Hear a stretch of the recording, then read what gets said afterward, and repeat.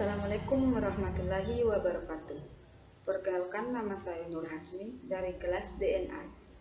Di sini saya akan menjelaskan tentang materi Systemic Lupus Erythematosus atau SLE.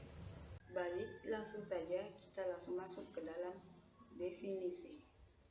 Menurut Brunner dan Surdat, Systemic Lupus Erythematosus atau SLE adalah penyakit autoimun kronis yang ditandai dengan produksi autoantibodi terhadap komponen inti sel yang menyebabkan pembentukan kompleks imun dan menimbulkan inflamasi serta kerusakan jaringan multisistem.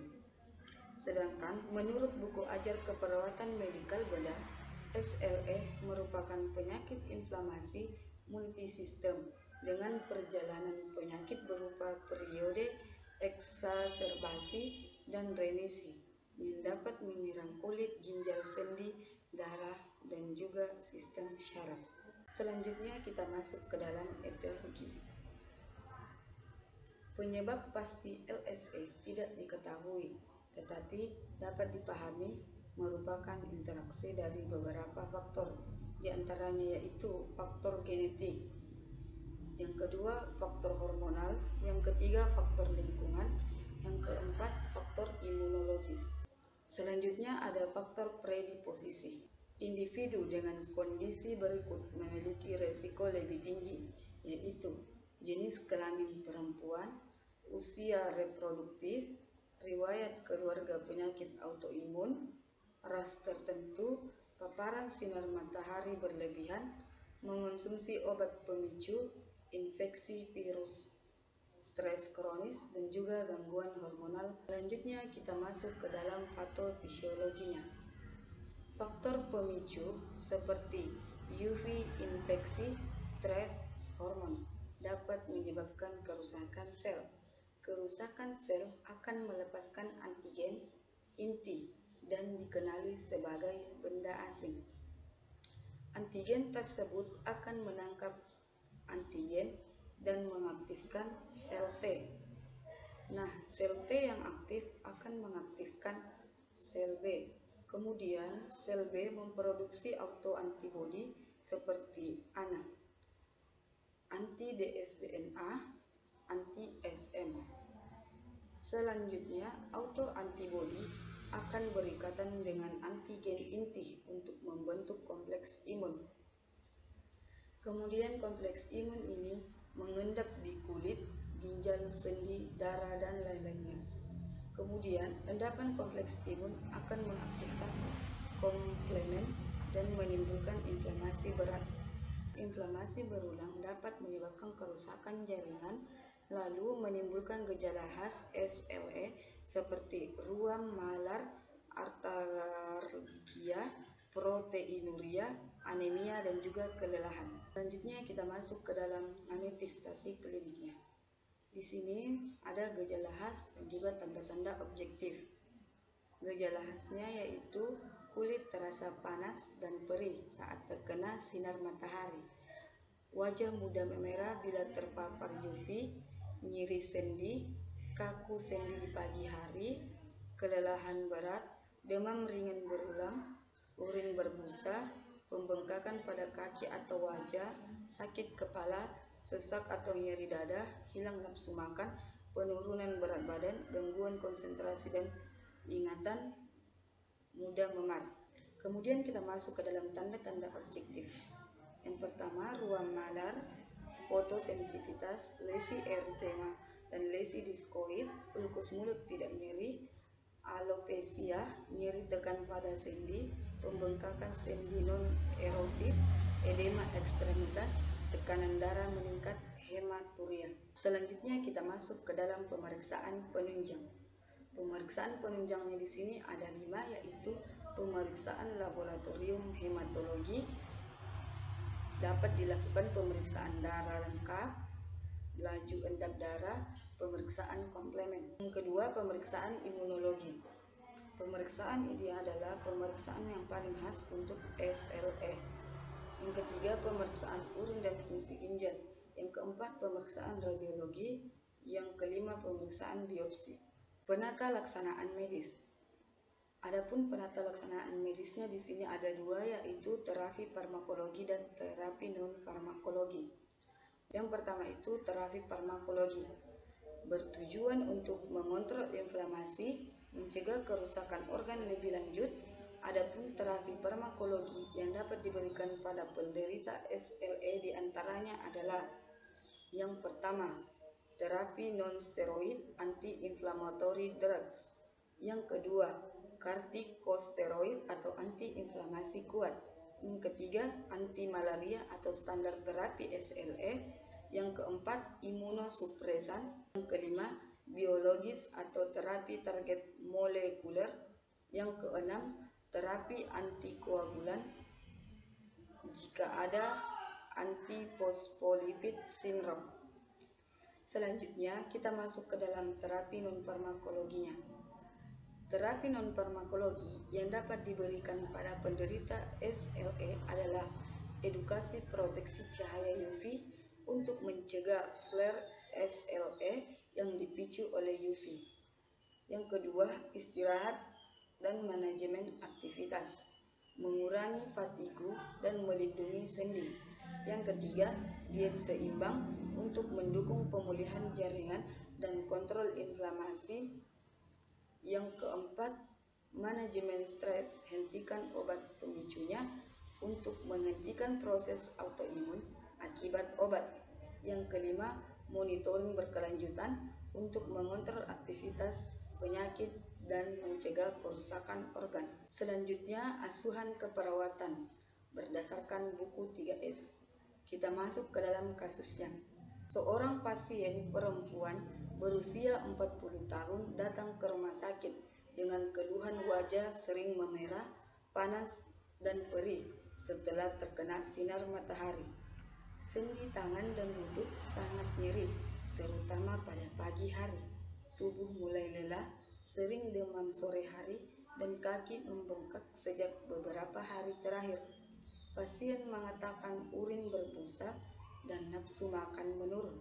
Pada pemeriksaan ditemukan ruam malar, fotosensitivitas, edema tungkai, dan nyeri tekan sendi.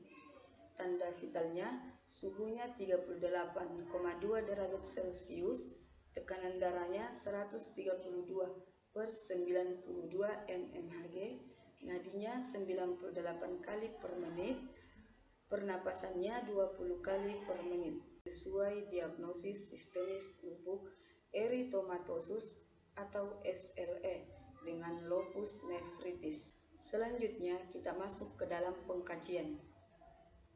Berdasarkan kasus yang telah dikaji, maka ditemukan data subjektifnya.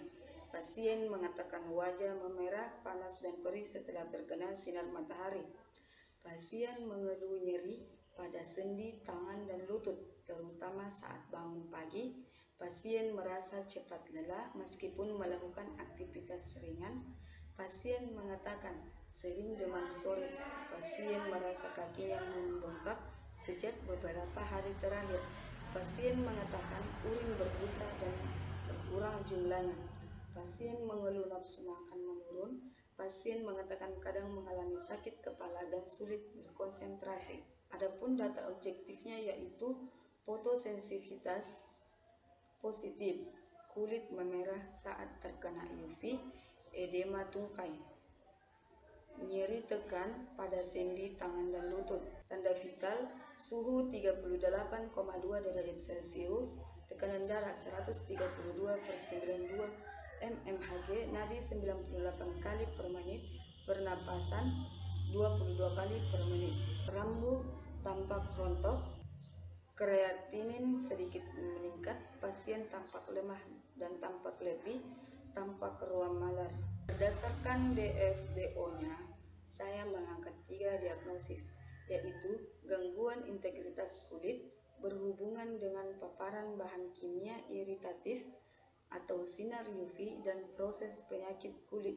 Inflamasi autoimun SLE dibuktikan dengan adanya kerusakan lapisan kulit berupa ruam malar, eritema, dan fotosensitivitas, serta keluhan nyeri pada area lesi.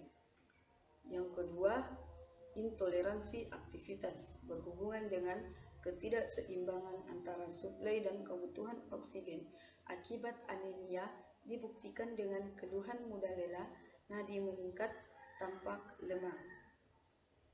Yang ketiga, nyeri akut berhubungan dengan agen pencedera biologis yaitu proses inflamasi pada sendi, tangan, dan lutut. Adanya nyeri tekan pada sendi. Selanjutnya, kita masuk ke dalam perencanaan, tujuan, dan kriteria hasil. Diagnosa 1. Gangguan integritas kulit. Setelah dilakukan tindakan keperawatan 3 kali 24 jam, diharapkan integritas kulit meningkat dengan kriteria hasil. Perfusi jaringan meningkat, kerusakan jaringan menurun, kerusakan lapisan kulit menurun, nyeri menurun, kemerahan menurun, suhu kulit membaik, dan sensasi membaik. Selanjutnya, diagnosa 2, intoleransi aktivitas. Setelah dilakukan tindakan keperawatan 3 kali 24 jam, diharapkan toleransi aktivitas meningkat dengan kriteria hasil. Keluhan lelah menurun, dyspnea saat aktivitas menurun, perasaan lemah menurun, warna kulit membaik, tekanan darah membaik. Selanjutnya, diagnosa yang ketiga, nyeri akut. Setelah dilakukan tindakan keperawatan 3 kali 24 jam, diharapkan tingkat nyeri menurun dengan kriteria hasil, keluhan nyeri menurun, ketegangan otot menurun, frekuensi nadi membaik, tekanan darah membaik, nafsu makan membaik, pola tidur membaik. Selanjutnya, intervensi keperawatan. Diagnosa 1, intervensinya yaitu perawatan integritas kulit. Observasi, identifikasi penyebab gangguan integritas kulit. Misalnya, perubahan sirkulasi, perubahan status nutrisi, penurunan kelembapan, suhu lingkungan ekstrim, penurunan mobilitas. Terapeutiknya, gunakan produk berbahan ringan atau alami dan hipoalergik pada kulit sensitivitas. Hindari produk berbahan dasar alkohol pada kulit kering. Edukasinya, anjurkan minum air yang cukup, anjurkan meningkatkan asupan nutrisi, anjurkan menghindari terpapar suhu ekstrim, anjurkan menggunakan tabir surya SPF minimal 30 saat berada di luar rumah. Intervensi selanjutnya untuk diagnosa 2 yaitu terapi aktivitas. Observasinya, identifikasi defisit tingkat aktivitas, identifikasi makna aktivitas rutin, misalnya bekerja dan waktu luang. Terapeutiknya, koordinasikan pemilihan aktivitas sesuai usia, libatkan keluarga dalam aktivitas, jadwalkan aktivitas dalam rutinitas sehari-hari. Edukasinya, jelaskan metode aktivitas fisik sehari-hari jika perlu, anjurkan melakukan aktivitas sosial, spiritual, dan kognitif dalam menjaga fungsi dan kesehatan. Kolaborasinya, kolaborasi dengan terapis okupasi dalam merencanakan dan memonitor program aktivitas jika sesuai. Selanjutnya, intervensi untuk diagnosa yang ketiga adalah manajemen nyeri.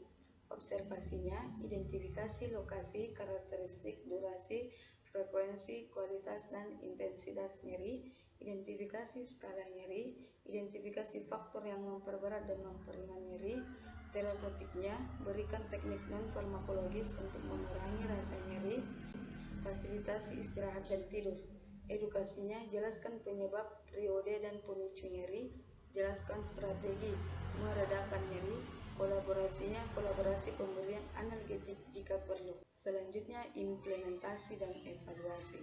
Diagnosa yang pertama, gangguan integritas kulit.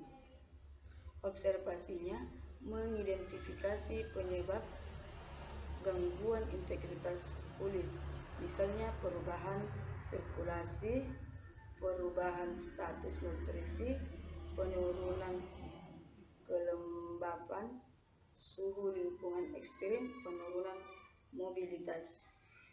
Terapeutiknya, menggunakan produk berbahan ringan dan alami dan hipoalergi pada kulit sensitif, menghindari produk berbahan dasar alkohol pada kulit kering.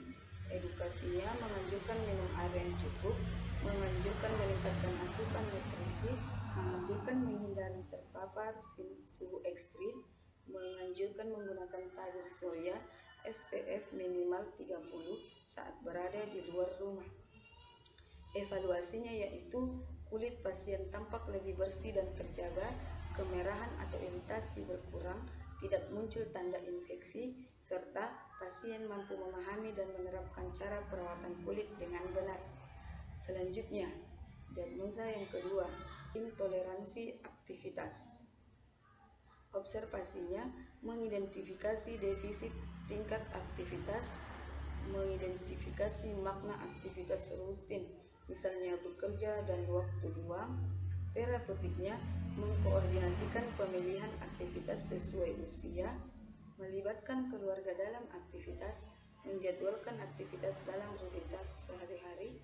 Edukasinya menjelaskan metode aktivitas fisik sehari-hari jika perlu, menganjurkan melakukan aktivitas fisik, sosial, spiritual, dan kognitif dalam menjaga fungsi dan kesehatan. Kolaborasinya mengkolaborasi dengan terapis okupasi dalam merencanakan jika memonitor program aktivitas jika sesuai. Evaluasinya yaitu pasien menunjukkan peningkatan toleransi aktivitas, dapat beraktivitas sesuai kemampuan tanpa kelelahan berlebih, tanda vital stabil, serta mampu mengatur waktu, aktivitas, dan istirahat dengan baik. Selanjutnya, diagnosa yang ketiga, nyeri akut.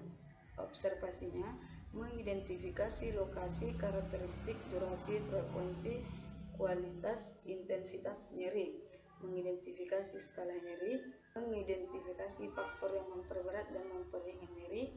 Terapeutiknya memberikan teknik non-farmakologis untuk mengurangi rasa nyeri, memfasilitasi istirahat dan tidur. Edukasinya menjelaskan penyebab periode dan pemicu nyeri, menjelaskan strategi meredakan nyeri.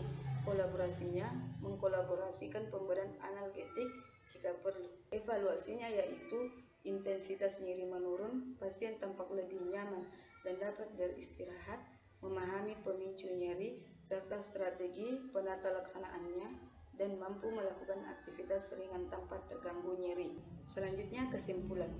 Sistemik lupus erythematosus atau SLE adalah penyakit autoimun kronis yang ditandai dengan inflamasi multisistem, terutama pada kulit, sendi, dan ginjal. Penyakit ini memiliki etiologi kompleks yang melibatkan faktor genetik, hormonal, dan lingkungan, dengan patofisiologi berupa pembentukan autoantibodi yang menyebabkan kerusakan jaringan melalui peradangan. Manifestasi kliniknya bervariasi seperti ruam malar, fotosensitivitas, nyeri sendi, kelelahan, demam, dan gangguan fungsi organ. Pemeriksaan laboratorium seperti ANA dan anti-ds-DNA digunakan untuk menegakkan diagnosis, sementara penata laksanaannya meliputi terapi farmakologis dan non-farmakologis. Dalam menghadapi kompleksitas SLE, peran perawat sangat penting untuk memastikan rasa aman, nyaman, dan pemenuhan integritas pasien melalui pemantauan ketat kondisi kulit, manajemen nyeri, konservasi energi, edukasi kesehatan, serta dukungan dalam aktivitas harian. Pendekatan keperawatan yang komprehensif dan berkesinambungan membantu pasien mempertahankan kualitas hidup dan mencegah flare, sehingga perawat berperan besar dalam menjaga stabilitas dan keselamatan pasien dengan SLE. Baik, itulah tadi penjelasan saya mengenai materi sistemik lupus erythematosus atau SLE.